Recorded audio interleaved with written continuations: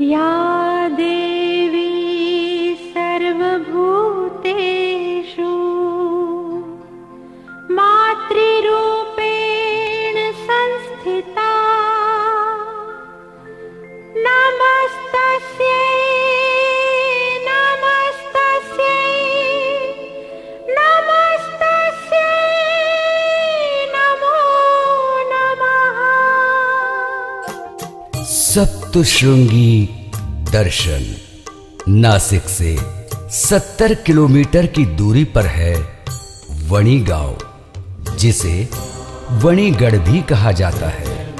वणीगढ़ जाने के लिए नासिक और नांदूरी से टैक्सी, कार, जीप और बस द्वारा जाया जाता है। यहाँ पर है आदि शक्ति, आदि माया, जगत जननी, ब्रह्म रूपिणी महिषासुरमर्दिनी, जो संपूर्ण भूलोक में पूजनीय माता सप्तशृंगी का भव्य और विशाल मंदिर है। इस मंदिर की समुद्र तल से ऊंचाई लगभग 5000 फीट है। वैसे तो हमारे देश में देवियों के 51 शक्तिपीठ है। उन 51 शक्तिपीठों में से महाराष्ट्र राज्य में 3.5 शक्तिपीठ है, जो आज भी प्रसिद्ध तीर्थ स्थान के रूप में जाने जाते हैं।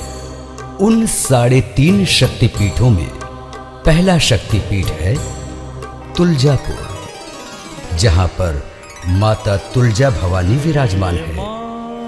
तुलजा भवानी को तुकाई भवानी भी कहा जाता है, जो तुलजापुर की तुलजा भवानी के नाम से प्रसिद्ध है। दूसरा शक्तिपीठ है माहुर, जिसे माहुरगढ़ के नाम से जाना जाता है। यहाँ पर माता रेणुका देवी का मंदिर है।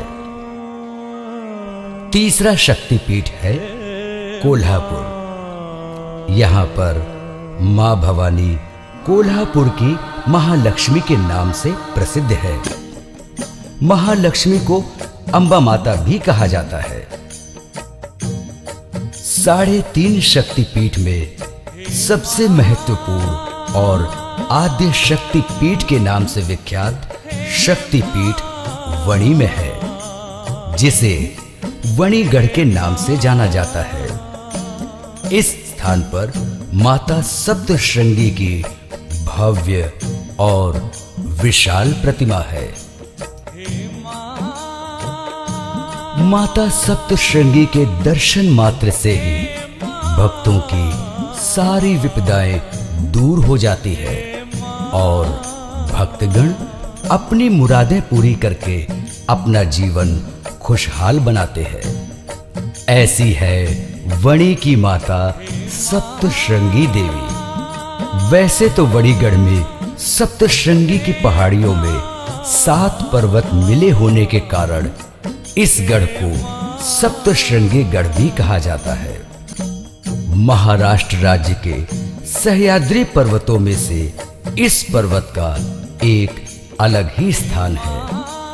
इस पर्वत पर माता सप्तशृंगी अपने दिव्य रूप में विराजमान है।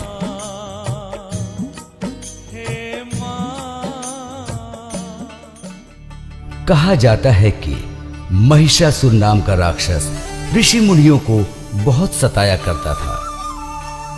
यज्ञ करते समय वो उनका यज्ञ भंग कर देता था। तब सभी ऋषि मुनि परेशान होकर माता की स्तुति करने लगे। तब माता ने प्रकट होकर अपना विराट रूप धारण करके महिषासुर से घमासान युद्ध किया और अंत में माता ने महिषासुर का वध करके सभी को मुक्त कराया। माता ने महिषासुर का वध करने के पश्चात सप्तशृंगी गढ़ पर आकर यहाँ की पहाड़ियों में विश्राम किया था। उसी माता की याद में मार्कंड ऋषि ने सप्तशृंगी देवी की स्थापना की और तभी से लेकर आज तक लाखों की तादाद में भक्तगण यहाँ आते हैं और माता सप्तश्रृंगी के दर्शन करके पुण्य लाभ उठाते हैं।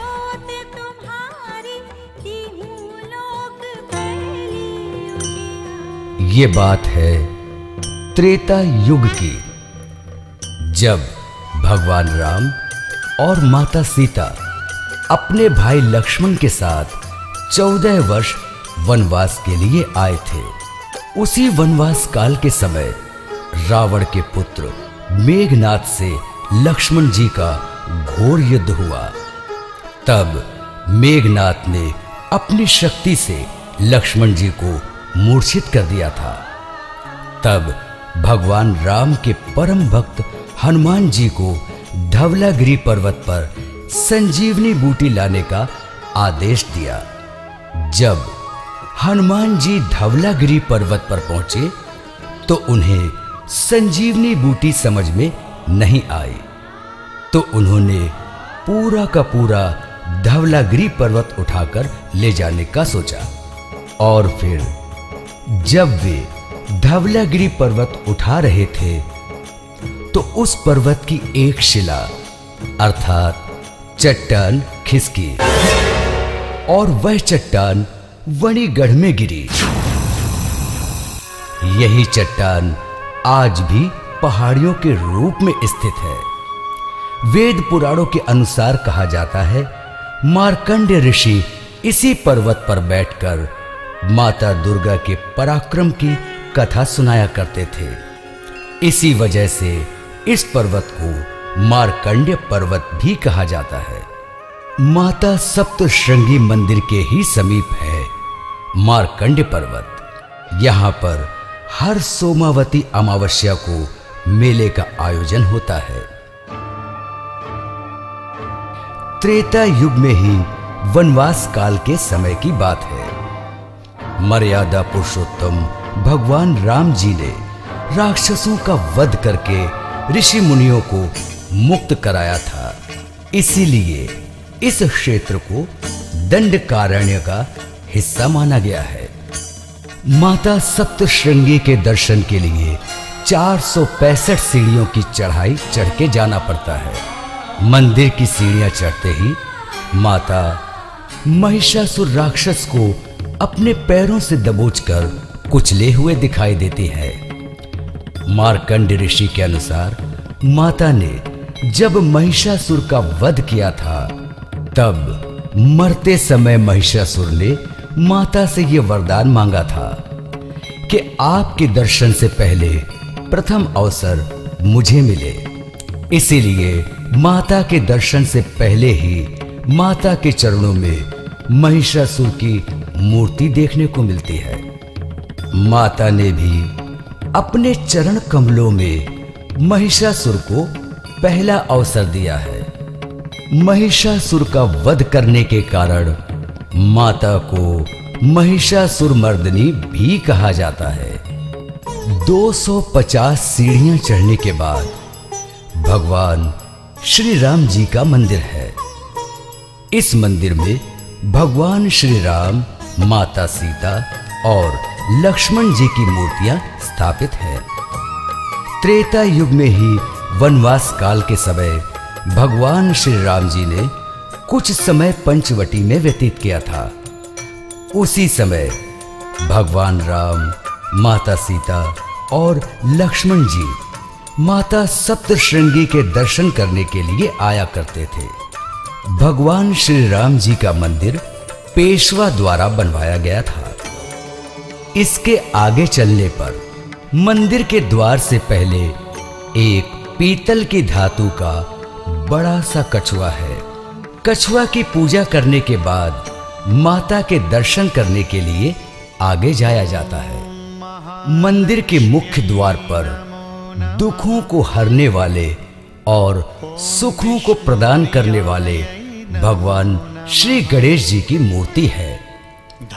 गणेश जी की मूर्ति का मुख पूर्व दिशा की ओर है। गणेश जी के दर्शन करने के पश्चात मंदिर में प्रवेश करते ही माता जगत जननी सप्तश्रृंगी की भव्य और विशाल मूर्ति है। मूर्ति की ऊंचाई लगभग 10 फीट है। माता के 18 हाथ हैं। इन 18 हाथों में वे शस्त्र लिए हुए हैं। यहाँ माता के मुख पर प्रतिदिन सिंदूर लगाया जाता है और हर मंगलवार को संपूर्ण मूर्ति को सिंदूर का लेपन किया जाता है। माता की प्रतिमा का दिव्य रूप भक्तों के मन को मोहित कर देता है। माता की मूर्ति का जितना भी वर्णन किया जाए उतना ही कम है। नवरात्रि और चैत्र महीने की पूर्णिमा के अवसर पर हर साल माता के सप्तशृंगी गढ़ में मेले का आयोजन होता है। इसके साथ साथ कई धार्मिक कार्यक्रम भी किए जाते हैं। नवरात्रि में सप्तशृंगी गढ़ के 7 पर्वतों पर माता अपने अलग अलग रूपों में निवास करती है और माता का वाघ 12 महीने रात्रि में घूमता रहता है। इसीलिए इस कारण माता सप्तशृंगी के मंदिर में किसी को भी रात्रि में विश्राम करने की अनुमति नहीं दी जाती है। ऐसे तो सप्तशृंगी गढ़ में अनेकों तीर्थ स्थल हैं। उनमें से शिवालय तीर्थ यानी शिवालय कुंड को मुख्य तीर्थ स्थल माना गया है। इस शिवालय कुंड में स्नान करने के बाद ही भक्तजन माता के दर्शन के लिए जाते हैं। इस शिवालय कुंड को अहिल्याबाई होलकर ने बड़े ही भक्ति भावना से बनवाया था। शिवालय कुंड के पास ही है भगवान शंकर जी का प्राचीन मंदिर। भक्तजन इस मंदिर में भगवान शंकर जी की मूर्ति के दर्शन करके अपनी सारी विपदाएं अर्थात पीड़ाएं दूर करते हैं।